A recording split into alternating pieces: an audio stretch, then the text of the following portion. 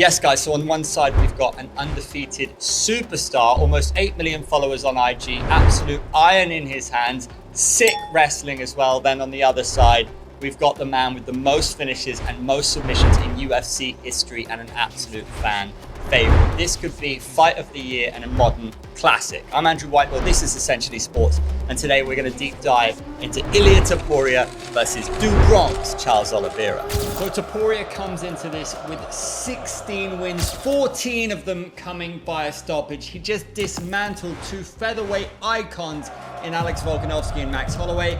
Now he's making the jump to 155 pounds, looking to make history. Charles Oliveira is already a legend, a fan favorite for a reason. 35 wins, 23 of them coming inside the UFC octagon. He's chasing his own bit of history. Yes, he already has the most finishing records in the history of the company, but he's bidding to become the first man to be the lightweight champion twice. He's already done it.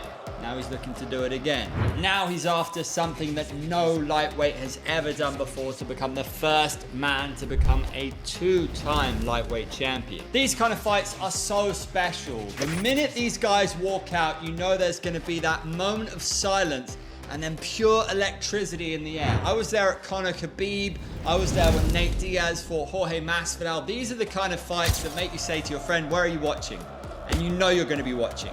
And in my opinion, the UFC has lacked these kind of fights. Here we have a proper superstar of the modern era in Ilia Topuria, an exciting one at that, against a proper fan favorite and lightweight legend. All the ingredients are there and the question marks are there. Topuria is probably going to be favored to win this, and maybe by finish, but there's that question mark. Charles Oliveira, the snappy dresser with the big smile and sunglasses with the really endearing backstory. He can finish anyone at any given time, so the scene is set for a true classic. So let's talk about what makes the fight dangerous for both men. Topuria reminds me of a Mortal Kombat character, to be honest with you. When he touches people, they don't move, to quote Jeremy Stevens. I mean, the man has unbelievable power. It's almost freakish. It is like a superpower. His boxing is some of the best in the UFC, coupled with his head movement. It is supreme. He was just toppling featherweights, and not just any featherweights, as we say. The guy was putting away featherweight legends, and some of the most beloved ones at that. This guy is something very special, and in terms of technical ability, he is arguably one of the best we've ever seen. You couple his unbelievable striking with his base of Georgian wrestling, which he barely ever has to use, to be fair, and what you have is one very scary individual. Now let's talk about Oliveira. The man is a walking highlight reel. Bronx. This guy has everything you want in a UFC fighter. Technical ability, the guy's likable, he has that swagger, he has a really, as we say, a backstory coming from humble beginnings.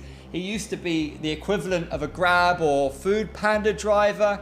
He earned this with his fists, blood, sweat, and tears. He climbed and tore his way to the top, and I'll tell you what, his run to the lightweight title was the stuff of legend. Look at who he beat: Gaethje, Chandler, Poirier, all finishes, submissions, knockouts. The manner in which he was finishing some of the biggest names in the game was enough to make you fall in love with mixed martial arts. He is a fan favorite by every sense of the term. This has been earned. Now at 35 years old, it would be a storybook finish if he climbs his way to the title once again, crowned king of the lightweight division against a man who's been giving it all that. And when he is the underdog, he's been written off his whole career. If he can prove the doubters wrong again on the biggest stage, UFC 317, what a chapter it would be. You're a fan of the Brazilian. Now, in terms of weaknesses, Topuria's camp will no doubt be targeting that chin.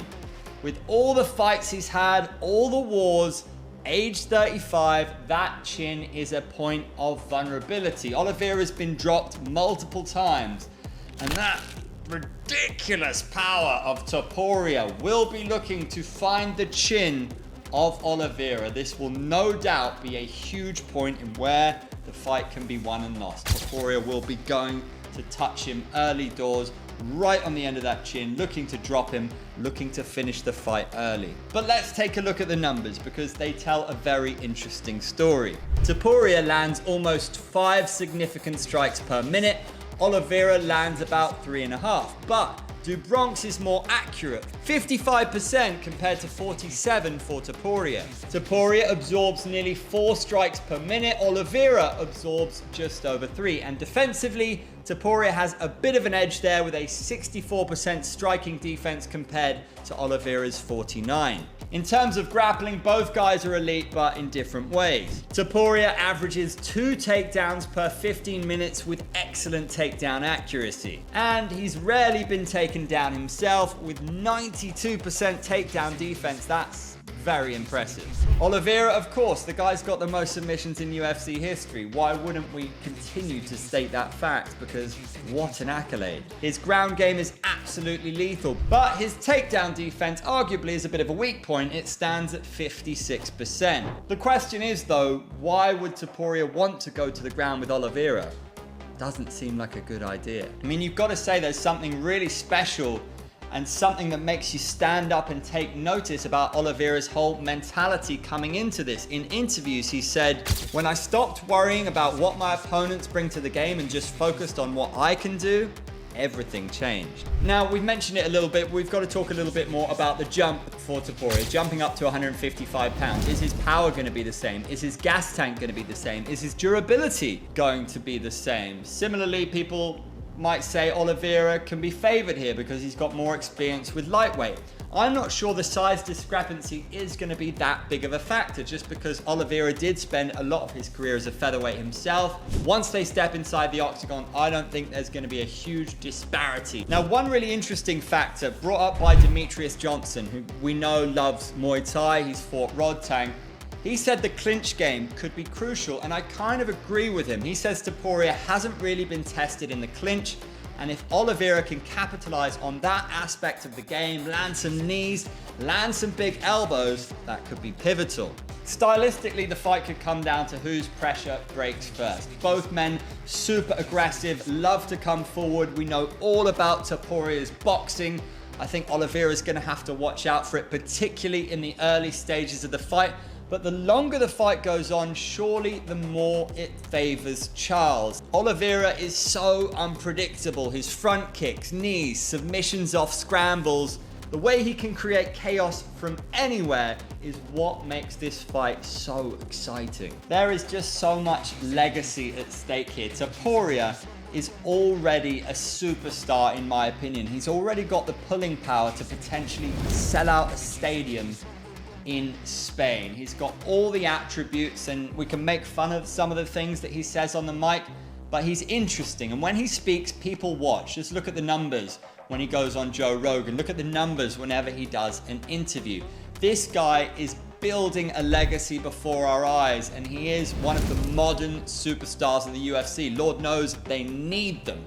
If he can add a second UFC belt to his trophy cabinet, it will be very special, and it will open the door for some massive fights for him at lightweight, which has been for many years the most exciting division in the UFC. It will build beautifully that super fight with Islam Makhachev and cement him as arguably the face of mixed martial arts for the modern era. Now, when it comes to Charles Oliveira, having already become the lightweight champion in his career, to be knocked down and do it again, just as we've seen so many times, the man's been knocked down, he's suffered setbacks, he's suffered losses at featherweight. Against all odds, he beat some of the biggest and baddest names in the game to become the lightweight champion, and now at 35 years old, and there's a movie being made about his life. It's all coming together to culminate in that sweet, glorious, romantic final chapter of one of the most beloved fighters of all time. Big up Dubronx, Charles Oliveira. What a guy. Deep down, we'd love to see Charles Oliveira do the business. I think he is the fan favorite here. You just have to say that Ilia Topuria has looked unstoppable. Age is on his side. He is surely in his prime. that chin of Oliveira is going to be tested. It's going to be tested, right? Topuria is surely the favorite. But as we say, as the fight wears on, Oliveira has every chance. And it's that question mark that makes the fight so intriguing. So, how do I see it? Well, you may have gathered that power of Topuria, the fact that he's in his prime, the fact that he's looked so unstoppable. He has an O next to his name for a reason. You don't do that to guys like Volkanovski and Holloway unless you're made of something very special. The fact that he's got the Georgian wrestling under his belt, it is elite. He's gonna need it against Charles Oliveira. I just think early on that chin is going to be tested for do Bronx. At 35 years old, is he going to be able to stand that power? It's going to be tough, but the question mark is there, which is what makes the fight so intriguing. If the fight goes into round 2, if the fight goes into round 3, I believe the pendulum swings further and further in favor of the Brazilian. It will be so interesting. I do hope that we do get a war, a fight for the ages, a modern classic, because it would be so special. It's got all the potential to be that. And again, I'll use that word chaos. The more chaotic this fight becomes, the more do Bronx has the chance to pull off something that would be oh so sweet. So that's been my breakdown. This is Essentially Sports. I'm Andrew Whitelaw. Give us your predictions in the comments section, and don't forget to subscribe, give us a like as well, and we'll see you at the next one.